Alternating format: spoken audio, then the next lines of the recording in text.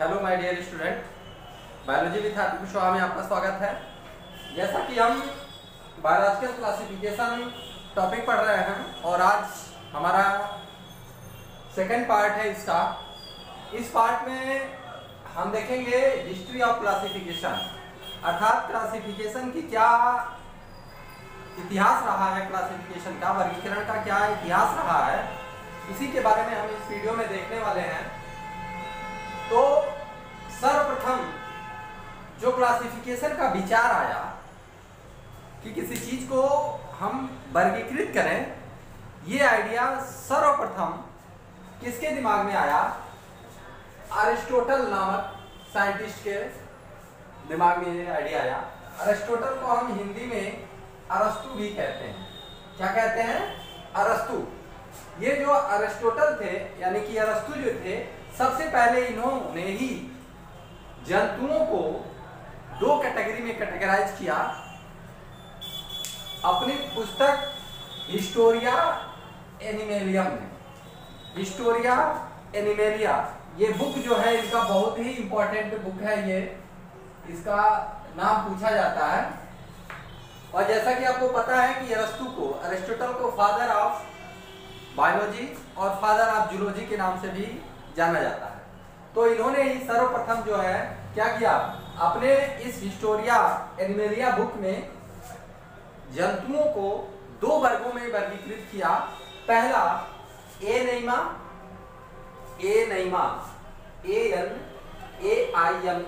एनाइमा, और दूसरा इनेइमा,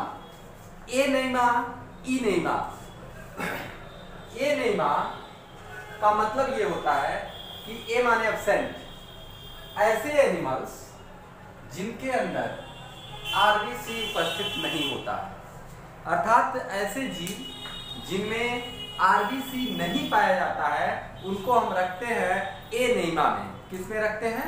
एनेइमा में रखते हैं। अर्थात जिनमें red blood cells, red blood corpuscles, जिनको हम लाल रक्त कणिकाएं कहते हैं, ये जिन जीवों में नहीं पाए जाते हैं उनको उन्होंने रखा किसमें? एनाइमा में रखा। और आगे चल के यही ग्रुप बन गया इनवर्टिब्रेट। क्या बन गया?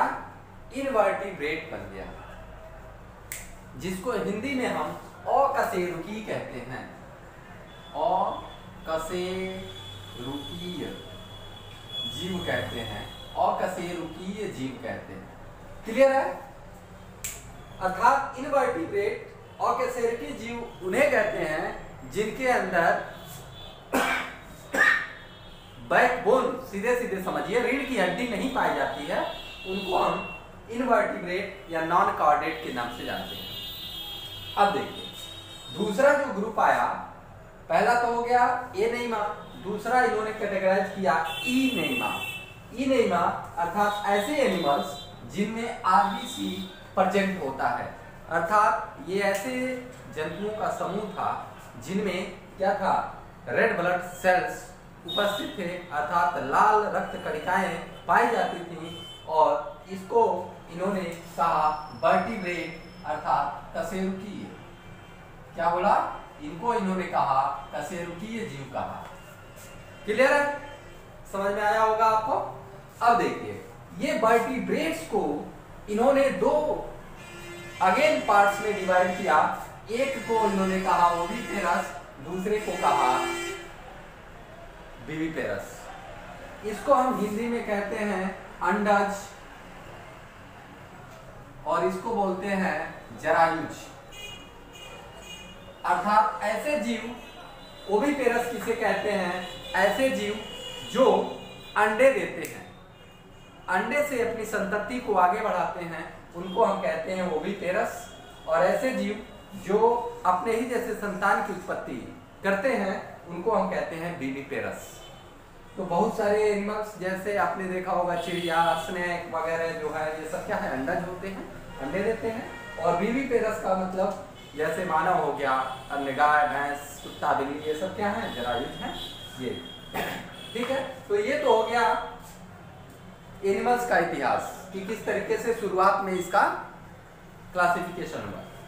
अब हम आते हैं प्लांट्स के लिए, तो प्लांट्स में जो है एक नाम आता है प्लांट्स के क्लासिफिकेशन के लिए थियोफ्रेस्टस का। किसका नाम आता है? थियोफ्रेस्टस। थियोफ्रेस्टस को हम फादर ऑफ बॉटनी के नाम से जानते हैं। फादर ऑफ बॉटनी के नाम से थियोफ्रेस्टस, ये फादर ऑफ बॉटनी है थियोफ्रेस्टस। और यह अरिस्टोटल के शिष्य थे। कौन थे? अरिस्टोटल के शिष्य थे। और इन्होंने प्लांट को 3 क्लास में डिवाइड किया, 3 ग्रुप में डिवाइड किया। पहला हर्ब, दूसरा सर्ब, तीसरा ट्री। हर्ब, श्रब और ट्री। अर्थात हर्ब मतलब होता है शाक, झाड़ी और पेड़। शाक, झाड़ी, पेड़, हर्ब, श्रब, ट्री। शाक, झाड़ी, पेड़। अर्थात हर्ब्स किसे कहते हैं? ऐसे प्लांट जो एकदम छोटे होते हैं और 3, 4, 6 महीने में ही इनका जीवन चक्र समाप्त हो जाता है। इनमें तना कठोर नहीं पाया जाता है, एकदम लचीला मुलायम पाया जाता है। इनको हम हर्ब कहते हैं। जैसे जितने भी वेजिटेबल्स वगैरह ये हैं, पालक वगैरह जो है, गाजर, मूली, ये सब क्या है? धान, गेहूं, ये सब क्या है? हर्ब्स हैं। घास फूस, ये क्या हर्ब्स हैं। अब श्रब क्या होते हैं? श्रब ऐसे पौधे होते हैं जिनमें वुडी स्टेम पाया जाता है।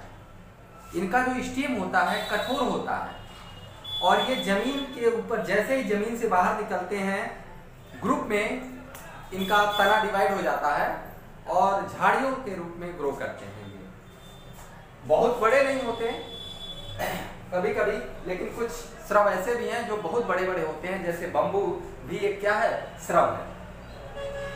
ठीक है, तो ये श्रब हो गया। अब लास्ट में आते हैं ट्री। ट्री ऐसे होते हैं, ट्री ऐसे एनिमल्स को कहते हैं जिनमें जो है इनका तना जो होता है बहुत स्ट्रांग होता है, ट्रंक जिसके कहते हैं। तो इस तरीके से थियोफ्रेस्टस ने क्या किया? 3 कैटेगरी में प्लांट्स को डिवाइड कर दिया, हर्ब, श्रब और ट्री में। ठीक है, अब जो है मॉडर्न सिस्टम ऑफ क्लासिफिकेशन की अगर हम बात करते हैं तो 1758 में कैरोलस लिनियस ने सिस्टेमा नेचुरी नामक अपने पुस्तक में मॉडर्न सिस्टम ऑफ क्लासिफिकेशन को एक्सप्लेन किया।